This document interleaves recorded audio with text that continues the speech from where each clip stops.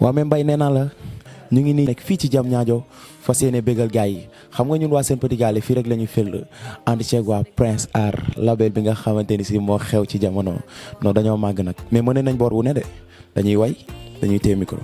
léegi da ngay ñëw nag ma wan la gars yi dañoo ñëw tey fekk fi suñu référence sama idole di sama papa Alioune Mbaye Nder léegi nag duñ def dara lu dul siyaar ko lu dul nuyu ko waxtaan ak moom papa ñu ngi lay nuyu. maa ngi lay fay bu baax fils waaw. papa ñu ngi lay siyaar bu baax te di la ñaanal jàmm di la laaj tey la mooy sa teewaay tey fii. waaw mais di fi indi ñëpp mooy ni ma ko waxee rek bon maa ngi lay nuyu aussi di la sargal di la ñaanal yàlla di ko ñaanal say morom yàlla yokku leen yéen ñëpp et puis yéen aussi beaucoup de courage parce que c'est pas facile. waaw li ñu indi fii nag mooy lu ñëpp bokk ñëpp ko bokk inauguration stade bi stade Abdoulaye Wade bu bees bi nga xamante ne bi le président Macky Sall moo ko tabax pour la population mu nekk lu rafet nekk fierté bépp sénégalais bu bëgg lu baax je pense que yu mel nii dafa war a bari ci réew mu nekk en voie de développement baax na trop pour le monde sportif et pourquoi pas culturel parce que parfois yenn infrastructure yi nga xamante ni bi dañ koy tabax ci réew yi ñëpp koy mën a utiliser parce que dafay polyvalent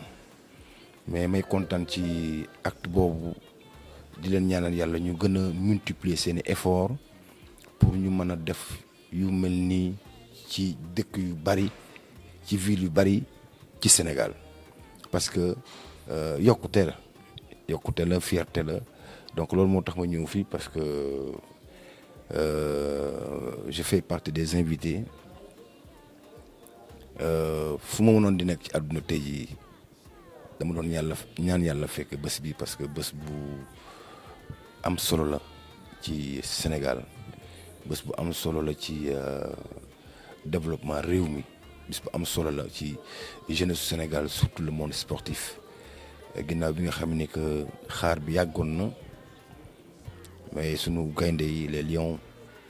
def tout ba indi ñu ndam li cette année loolu dañ koy sant yàlla suñu borom kon donc bu ñuy ubbi tey stade bi mu tombé coupe bi nekk Sénégal fi mu toll nii actuellement nii trophée bi mi ngi fi loolu mbégte la donc dañuy fêter affaire bi doublement et je pense que incha allah ça va bien se faire ça va bien se passer donc maa ngi ñaan yàlla suñu borom mi nga xam ne daal moom moo am ndam muy may Sénégal ndam ak sénégalais ndam fu mu mën nekk ci àdduna rawat na ñi nga xamante ni bii sax ñu ngi nekk ci diaspora bi. Ils vont être contents parce que bu ñu toogee seen yeneen moroom yoo xam ne duñu sax ay citoyens sénégalais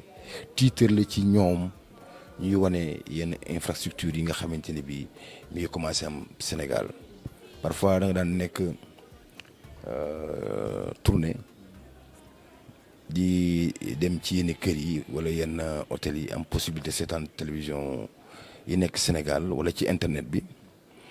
du coup booy seetaan benn théâtre wala ngay seetaan dara lu xew Sénégal lu am solo ñu génn ko ci internet bi ki ngay toogal muy seetaan ndoog yow day gis yenn melokaanu dëkk bi immédiatement dañ lax mais fii fan la boo waxee Sénégal ñu non c'est pas possible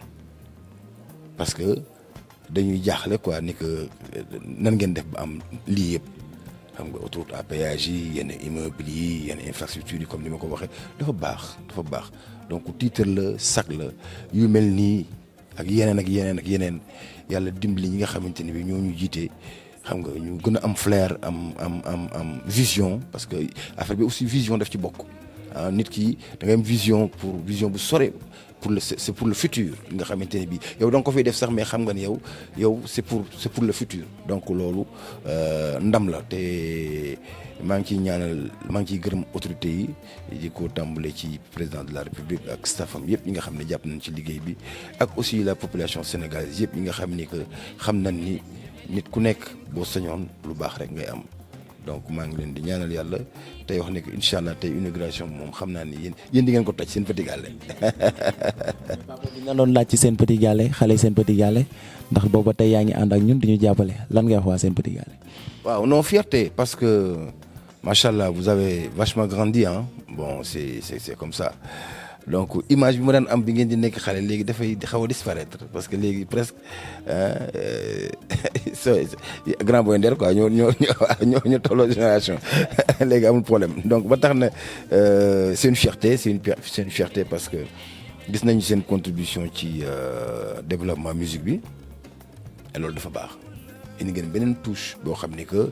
ñi leen encadré tey jii muy seen tonton Ibou ak Tata Ngoné ñu ngi leen koy tuddee gis naa ni que ñu ngi def lu ñu mën pour que vous soyez bien te loolu aussi dafa baax xam nga nit ki weesu noonu jamono yi fi nga xam ne que da ngay nekk ci télévision wala rajo ñu lay interviewé di wax français nga ànd ak kenn ko xam ne day traduire autant amoon na léegi yéen nouvelle génération bi xam ngeen ni ça y va de pair il faut ngeen jàng am benn culture générale bi boole kook seen talent parce que loolu dafa musique neex na art neex na trop comme football ni mu neexee nekk aussi yëfi art parce que lu bari ci àdduna dafa artistique mais dafa war a ànd aussi ak benn culture générale boo xam ne nit ki daf koy am ba fu mu mën a taxaw ci àdduna dina mën a exprimer wu ni mu ko bëggee parce que ça y va de pair comme ni ma ko waxee loolu gis naa ko ci yéen non seulement ñi leen encadré seen évolution par rapport au côté boobu mais aussi ñu ngi veiller aussi ci seen côté artistique pour ngeen gën a nekk ay professionnel parce que dans toute chose nit ki looy mën a def sa àdduna da ngay fexe nekk ci professionnel je pense que loolu moo lay gën a dëgëral ci li nga nekk quoi gis naa leen te dama leen di encourager te leen wax aussi ni ko yombul benn conseil laa leen di jox il ne faut jamais prendre la musique telle qu'elle est noble comme ça là il faut jamais prendre cette musique noble là comme une arme de guerre compétition musique c'est pour faire plaisir c'est déjà pour se faire plaisir toi-même mais c'est pour aussi faire plaisir aux gens pour ça nag doo ko jàpp def ko arme de guerre di ko xeexee wala nga ciy def loolu bañ na ko bu musique boo ko def sax mu ànd ak benn métier parce que dafa fiir ba tax na loolu laa leen di conseiller nekk leen ci li ngeen nekk bañ a xëccoo dara yaatu na tey jii ku nekk mën na tëgg Ndakaaru Njaay ku nekk nga bëgg nga dem seeti mais su yamee foofu rek mu baax bu leen kenn dugal ci loo xamante ni bi dugg leen ci et d'ailleurs gis naa ko parce que vous êtes une équipe yéen ñëpp yéenay ànd yéen xale yi nangam ñu leen encadré neex na ma donc maa ngi leen di encourager ci loolu daal leen wax ni que il faut toujours aussi être patient y a des hauts et des bas et boo ko gëmee rek am na benn woykat bu tudd Alioune Mbaye Nder ah nee na gëm sa boppay tax yow nga mën a jariñu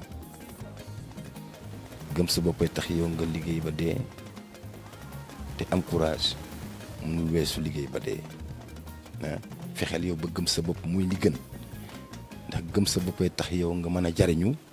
xam sa boppay tax nga mënal ku ne waaye am courage tax nga liggéey ba dee loolu dafa en package am lu muy wax ci dundu doomu aadama bi mooy le mot courage da ngeen ko déglu bu baax ça peut beaucoup vous aider waaw voilà ah courage waaw le mot courage waaw ah mooy xarit di ma may jën jàngal ma nu ñuy nappee mu ma ko gënal ndeer bon courage xam nga morceau bi ah sama kii nga yow man maa la fan wala papa kontaan naa en tout cas suñu référence la xam nga bu àdduna doxee tey jii nii ba ñëw di toog ak moom di ko gis dañuy sant yàlla bu baax a baax ndax nu ñu mel ci musique tey jii nii moom la man Amadou mooy sama référence.